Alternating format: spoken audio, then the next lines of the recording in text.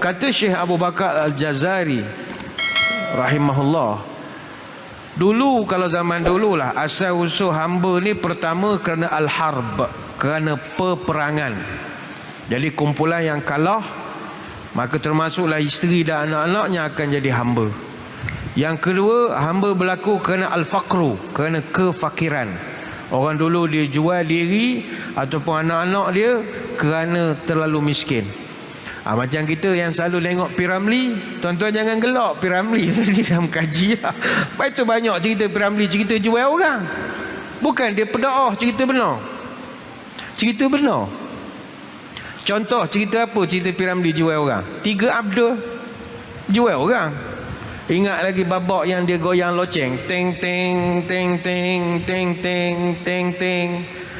Mula-mula Sadiq Segaraga dengan Kasim Patalon. Kasim Patalon 20% peguam dia tu, peguam masalah betul sekarang, peguam 20%. Dia jual Wahab dengan Wahib sekali. Jadi Hussein Lempoyang Sauraga Unta, dia beli 2,000 pound, tapi jadi tukang urut.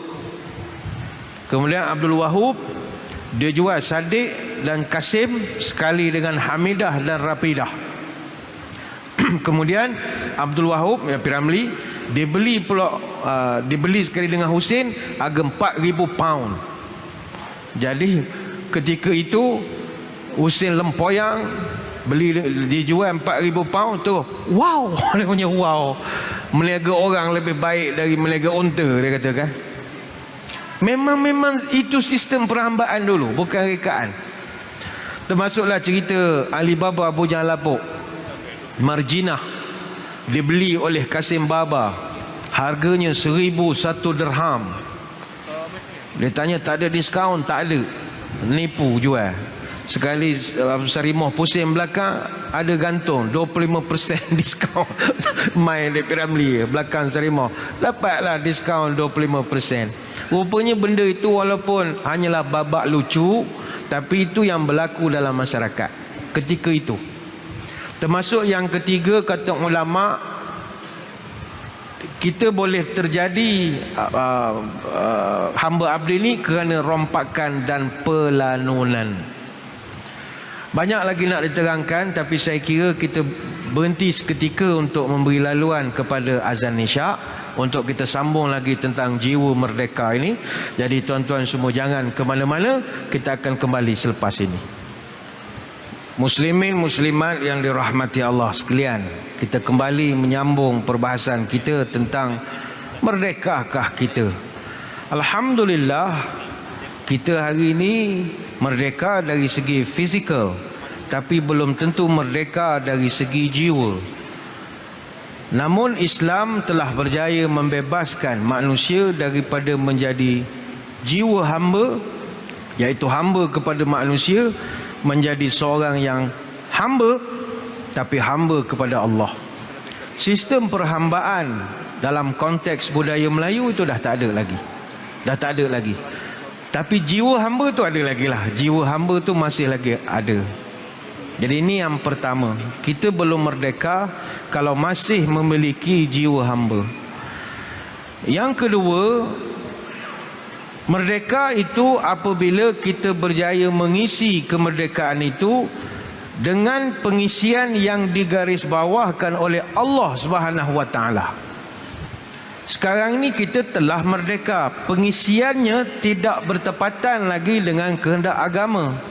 Apa maksudnya? Dalam Quran ada satu ayat, surah Al-Hajj ayat 41. Allah Ta'ala memberikan pendetailan apa bentuk pengisian yang perlu ada bagi satu bangsa yang telah merdeka. Jelas dalam Quran. Firman Allah, a'udzubillahi minasyaitonirrajim, alladzina immakkannahum fil ard aqamus salata wa atauz zakah wa amaru bil ma'rufi wa nahaw 'anil munkar wallahu aqibatul umur. Yaitu mereka yang telah kami berikan kekuasaan memerintah di bumi. Mereka itu mendirikan sembahyang mereka membayar zakat, mereka menyuruh yang baik dan melarang dari kejahatan. Dan ingatlah Allah jualah kesudahan segala urusan. Surah Al-Hajj ayat 41. Yang kita garis bawahkan perkataan makkannahum fil ard. Kalimat makkannahum itu kata ulama tafsir yang diberi maksud kami teguhkan kedudukan mereka, itu bererti bentuk kemerdekaan dari penjajahan. Tapi secara jujur kita tanya pada malam ini, adakah indikator yang disebut dalam Quran telah pun kita laksanakan? Pertama indikatornya kata Allah aqamus solah. Dia hendaklah iqamatus solah, mereka mendirikan solat. Tapi orang akan kata solat, kita dah solat lah ni ustaz. Solat ni bukan secara satu lapis saja. Mendirikan solat dalam rangka membangun moral dan akhlakul karimah. Sebab solat ini adalah mi'rajul mu'min, jalinan langsung seorang mukmin dengan Tuhannya.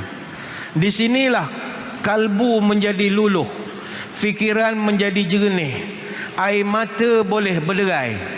Ketika itu peribadi seorang akan jadi lembut, santun, cenderung kepada kebaikan. Kerana semayang itu Allah sebut dalam Al-Ankabut ayat 45 boleh mencegah kamu daripada keji dan mungkar. Sebab itu kalau kita perhatikan solat yang kita buat, kalau tak ada falsafahnya, maka dia jadi ritual harian biasa saja. Sedangkan kata orang tua, bila subuh utuh, pagi tumbuh, hati teduh, peribadi tak angkuh, keluarga tak keruh, damai berlabuh. Bila zuhurnya teratur, diri jadi jujur, hati tidak kufur, rasa selalu syukur, amal tidak uzur, keluarga akur, peribadi pun makmur. Bila asarnya kelar, jiwa jadi sabar, raga jadi tegar, senyum makin lebar, rezeki makin lancar. Bila maghribnya tertib, wirid jadi karib, jauh dari aib, syafaat tidak raib. Bila insyaknya terjaga, malam bercahaya, gelap tak terasa, insya-Allah hidup damai sejahtera. Yang menariknya kata ulama tafsir, redaksi ayat ini menggunakan aqamus solah. Apa artinya? Aqamus solah ini maknanya plural, jamak, maknanya banyak. Maka yang Allah kehendaki adalah semayang itu bukan sekadar mu semayang, tapi dengan melakukan solat itu di masjid. Maka kemerdekaan tak ada nilai kalau masjid tidak dipenuhi. Sebab itu kalau kita merujuk pada sejarah, keseluruhan perjuangan menentang penjajah dipimpin oleh ulama, pondok, kiai, masjid. Dari masjidlah perjuangan menentang penjajahan bermula. Dari pondok, dari kiai, dari ulama.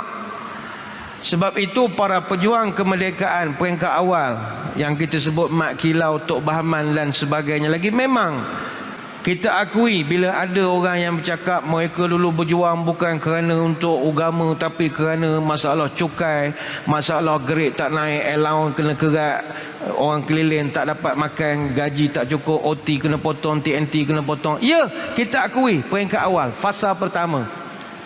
Tapi selepas mereka ke Kuala Terengganu, lebih tepat ke Kampung Paloh di Kuala Terengganu, dekat dengan Museum Terengganu sekarang, di situ duduknya seorang ulama yang tersohor, iaitu Tokku Paloh, yang malam tadi dia adakan hari hul Tokku Paloh di Kuala Terengganu. Dia telah menukar, dia buat tuning balik kepada para pahlawan-pahlawan daripada Pahang ini. Mereka berjuang kerana Allah, mim ra dal ka alif, mengikut Rasul dan yakin pada Allah. Siapa yang meniupkan? Ulama, kiai, pondok, masjid. Sebab itu mesti datang ke masjid. Dan sejarah mencatatkan bahawa imam-imam, orang-orang masjid, mereka inilah yang menggerakkan merdeka, bukan sekadar di negara kita, bahkan di seluruh Nusantara. Tengku Syekh Abdul Jalil, pemimpin Masjid Syuhada Cot Piling di Aceh Utara, dia memimpin merdeka. Kiai Haji Zainal Mustafa, pesantren Sukamanah di Singaparna. Hadratus Syekh Kiai Haji Hashim Asy'ari, pesantren Tabu Iring di Jombang, Jawa Timur. Dia juga pengasas Nahdlatul Ulama. Sama juga Ki Bagus Hadi Kesomo, pengasas Muhammadiyah. Haji Abdul Karim Amnullah ataupun Haji Rasul, ni ayah kepada Hamka. Ini semua orang yang meniupkan semangat perjuangan daripada masjid. Langit negara kita merakamkan bahawa perjuangan daripada masjid inilah yang telah menggerakkan kemerdekaan. Syekh Mas'ud Al-Banjari daripada Banjarmasin, Syekh Daud Al-Fatani dari Patani, Syekh Abdul Samad Al-Palembani dari Palembang. Mereka berjihad mempertahankan Kedah daripada serangan Siam tahun 1832. Sama juga Pangeran Diponegoro yang terkenal dalam sejarah Indonesia melancarkan jihad kepada Belanda di tanah Jawa bermula tahun 1825. Mereka ni, dia ini didokong dan didorong oleh Kiai Mojo, Kiai Kasan, Kiai Ghazali dan ramai lagi. Begitu juga di Banjarmasin, penglibatan para ulama Haji Bu Yasin, Haji Mahmud, Haji Khalid, Haji Yusuf, Haji Jala. Mereka ini yang melancarkan jihad kepada Belanda antara tahun 1859 sampai 1863. Di Banten, Maulana Judah dan Kiai Lukuh telah berjaya mempengaruhi Sultan Banten untuk melancarkan jihad kepada orang Hindu di Pajajaran dan di Palembang. Sebelum itu Kiai Embun pernah merangsang jihad ke atas Belanda ketika di Banten tahun 1683. Sama juga pemberontakan golongan Patani kepada Belanda di Cilegon tahun 1888 didorong oleh ulama dan juga seperti Kiai Abdul Karim misalnya yang memimpin tarikat Qadariyah melakukan penentangan. Sama juga pendukung tarikat Samaniyah, mereka melakukan jihad kepada Belanda di Palembang tahun 1811. Begitu juga perang Padri. Siapa yang mendorongnya? Imam Bonjol di Minangkabau, gerakan Syekh Yusuf Tajuh Khalwati di Makassar, gerakan Wali Songo di Tanah Jawa, Tengku Cik Tiro di Aceh, hatta di Kemboja sekalipun penentangan terhadap Vietnam, jihad itu digerakkan oleh ulama Parome, Khatib Sumat dan ramai lagi. Sama juga gerakan Haji Sulu. Haji Sulu juga seorang ulama, Sultan Azimuddin, melancarkan jihad kepada Spanyol tahun 1760. Sama juga perjuangan para ulama berlaku di Mataram, di Goa, di Patani, di Portugal. Yang melawan Portugal, Belanda semua adalah digerakkan oleh masjid. Sebab itu kita nak mengisi merdeka ini, kita kena jadikan masjid sebagai pusat kita kembali.